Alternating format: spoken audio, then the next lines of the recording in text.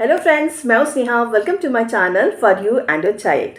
आप किसी स्कूल में एडमिशन टेस्ट की तैयारी कर रहे हैं या फिर किसी कॉलेज में एंट्रेंस एग्जाम की या फिर कोई कॉम्पिटिटिव एग्जाम आपको देना है, एक सेक्शन इंग्लिश का तो ज़रूर होता है। और इंग्लिश में जो सवाल आते हैं वो लिटरेचर से नहीं बल्कि इंग्लिश ग्रामर और कॉम्पोजिशन के होते हैं। इंग्लिश ग्रामर में मेन तो है पार्ट्स ऑफ स्पीच, लेकिन इस 8 पार्ट्स ऑफ स्पीच के इतने सारे सब टॉपिक्स हैं और इतने सारे रूल्स हैं जिसे याद रखना कई बार स्टूडेंट्स के लिए काफ़ी मुश्किल हो जाता है। आपने बहुत सारी इंग्लिश ग्रामर की बुक पढ़ी होगी जिसमें आपको सारे कॉन्सेप्ट अच्छे से समझ भी आ गए होंगे, डेफिनेशंस भी समझ में आ गए होंगे, लेकिन कई बार ऐसा होता है कि आप चीज़ों को भूल जाते हैं। तो इस प्रॉब्लम का सलूशन लेकर मैं इस वीडियो में आई हूँ। इसमें मैं शेयर करूँगी एक ऐसी यूनिक बुक जिसे आप एक बार पढ़ लेंगे तो इंग्लिश ग्रामर के जितने भी टॉपिक्स हैं उसके कॉन्सेप्ट, उसका डेफिनेशन आपके दिमाग में इस तरह से छप जाएगा कि आप ग्रामर के किसी भी डेफिनेशन को, किसी भी रूल्स को कभी भी नहीं भूलेंगे और हर एग्जाम में आप इंग्लिश के सेक्शन में अच्छा स्कोर करेंगे। ये ग्रामर बुक केवल स्टूडेंट्स के लिए नहीं बल्कि उन सभी लोगों के लिए है जो इंग्लिश में अपनी स्किल्स को बढ़ाना चाहते हैं, इंग्लिश सीखना चाहते हैं लेकिन उन्हें मुश्किल लगता है। ये बुक कौन सी है और इसके ऑथर कौन से हैं, इसके बारे में बताने से पहले मैं आपको बताऊंगी कि इस बुक में ऐसा यूनिक क्या है और इसके ऑथर के बारे में क्या यूनिक है। इस बुक में आप देख सकते हैं जितनी भी इम्पॉर्टेंट इंग्लिश ग्रामर के टॉपिक्स हैं उसे कवर किया गया है। Nouns, pronouns, voices, degree of comparison, transformation of sentences, participles, gerunds, compositions का भी एक सेक्शन इस बुक में है। अब देखते हैं कि हर एक टॉपिक को इस बुक में किस तरीके से एक्सप्लेन किया गया है। प्रीपोजिशन, आप स्क्रीन पे देखिए किस तरीके से ऑथर ने प्रीपोजिशन के कॉन्सेप्ट को एक पिक्चर के फॉर्म में पूरे तरह से क्लियर करके समझाया हुआ है। प्रीपोजिशन को उन्होंने 2 पार्ट में तोड़ा। पहला प्री, दूसरा पोजिशन। प्री का मतलब क्या होता है? बिफोर, बिगिनिंग, शुरुआत में। और दूसरा है पोजीशन। पोजीशन का मतलब होता है स्थिति।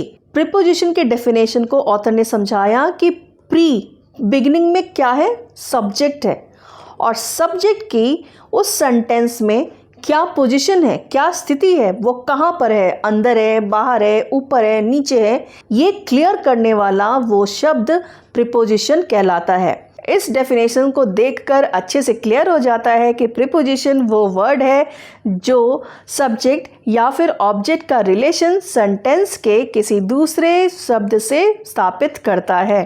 लेकिन ये डेफिनेशन आपको याद करने की ज़रूरत नहीं है, बस इतना समझ लीजिए, प्री प्लस पोजीशन तो हो गया प्रीपोजिशन। है ना इजी? इसी तरीके से इन्होंने हर एक टॉपिक को ऐसे ही समझाया है। एक दूसरा एग्जाम्पल लेते हैं। फ्रेज को उन्होंने तोड़ा है 2 वर्ड में, फेज और रेज से बना दिया इरेज। फेज मतलब इंपॉर्टेंट पार्ट और दूसरा पार्ट है इरेज। इंपॉर्टेंट पार्ट सेंटेंस का क्या होता है?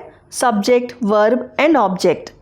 और इसमें बताया गया है कि जो सेंटेंस का इम्पॉर्टेंट पार्ट है जब उसे इरेज कर देते हैं तो बचे हुए सेंटेंस का पार्ट वो फ्रेज हो जाता है। जैसे उन्होंने एक एग्जाम्पल दिया है, he helps him in the time of need.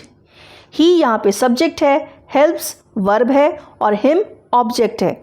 In the time of need, अगर हम ही हेल्प्स हिम को इरेज कर देते हैं तो बचा क्या? इन द टाइम ऑफ नीड। जब हम सेंटेंस के मेन पार्ट को इरेज कर देते हैं, ही हेल्प्स हिम को इरेज कर देते हैं, तो सेंटेंस का बचा हुआ part in the time of need, ये सेट ऑफ वर्ड्स फ्रेज कहलाता है।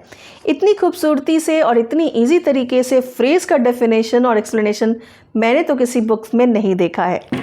अब मैं आपको बताती हूँ ये बुक कौन सी है। ये बुक है द किंग्स ग्रामर और इसके ऑथर हैं संजय कुमार सिन्हा और इसे पब्लिश किया है एस चांद पब्लिकेशन ने। इनके ऑथर की विशेषता ये है कि वो एक गिनीज वर्ल्ड रिकॉर्ड होल्डर हैं। इन्हें the fastest grammar teacher in the world का रिकॉर्ड मिला है क्योंकि इन्होंने लगातार 73.37 आवर्स तक नॉन स्टॉप इंग्लिश ग्रामर को पढ़ाकर एक गिनीज वर्ल्ड रिकॉर्ड बनाया है, जो कि अपने आप में बहुत ही काबिले तारीफ है। और जिस तरीके से इन्होंने हर एक ग्रामर के कॉन्सेप्ट को समझाया है वो भी बहुत ही यूनिक, ईजीएस्ट और बहुत ही इम्प्रेसिव है।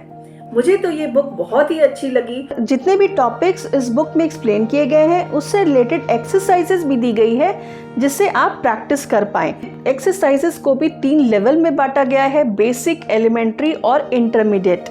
बेसिक लेवल क्वेश्चंस में बहुत ही आसान सिंपल क्वेश्चंस होते हैं, उससे ऊपर एलिमेंट्री और उससे थोड़े से कॉम्प्लेक्स इंटरमीडिएट लेवल पे। तो आप जिस भी क्लास में पढ़ रहे हैं, जो भी आपकी एज है, या फिर अगर आप पेरेंट हैं तो आप अपने बच्चों के क्लास के लेवल के हिसाब से एक्सरसाइजेस उनको सॉल्व करने के लिए दे सकते हैं। इस बुक को ऑनलाइन घर पर मंगवा सकते हैं, लिंक आपको डिस्क्रिप्शन बॉक्स में मिल जाएगा। और आप मुझे कमेंट करके ज़रूर बताएं कि ये बुक आपको कैसी लगी और इससे आपकी कितनी हेल्प हुई। उम्मीद करती हूँ ये वीडियो आपको पसंद आया होगा, तो इसे लाइक एंड शेयर करें। मिलती हूँ आपसे नेक्स्ट वीडियो में। Thank you so much for watching this video.